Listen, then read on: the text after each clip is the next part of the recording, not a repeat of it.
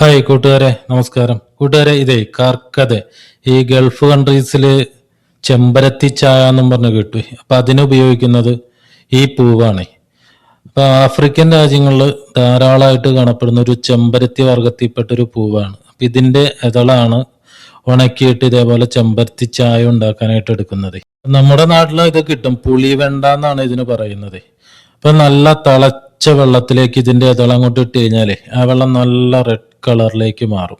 അപ്പൊ ഈ വെള്ളം തണുപ്പിച്ച് പഞ്ചസാരയൊന്നും ചേർക്കാതെ കഴിക്കുന്നവരുണ്ട്. വളരെയേറെ ആരോഗ്യ ഗുണങ്ങളും കൂടി ഉണ്ട് ഈ ചായക്ക്. അപ്പൊ ഇതേപോലെ തിളപ്പിച്ച് ഇതളിട്ട് റെഡിയാക്കിയ വെള്ളത്തിലേക്ക് ഒരു നാരങ്ങയും കുറച്ച് പഞ്ചസാരയും കൂടി ഇട്ട് നല്ല അടിപൊളി സർവത്താക്കി കുടിച്ചാലും നല്ല രസമായിരിക്കും. ഞാൻ അതേപോലെ ഒന്ന് ട്രൈ ചെയ്തു. നിങ്ങളപ്പോൾ ഒന്ന് ഇത് കിട്ടുവാണെങ്കിൽ ഒന്ന് നോക്കിക്കോ. നല്ല ടേസ്റ്റാണ്, അതുപോലെ തന്നെ നല്ല ആരോഗ്യ ഗുണങ്ങളുമാണ്. അപ്പം ഇതിനെക്കുറിച്ചുള്ള വിവരങ്ങൾ ഞാൻ എൻ്റെ ഡിസ്ക്രിപ്ഷൻ ബോക്സിൽ ആഡ് ചെയ്യാം. അപ്പോൾ ഒന്ന് വായിച്ചു നോക്കിക്കോ, വളരെ ഉപകാരപ്രദമായിരിക്കും.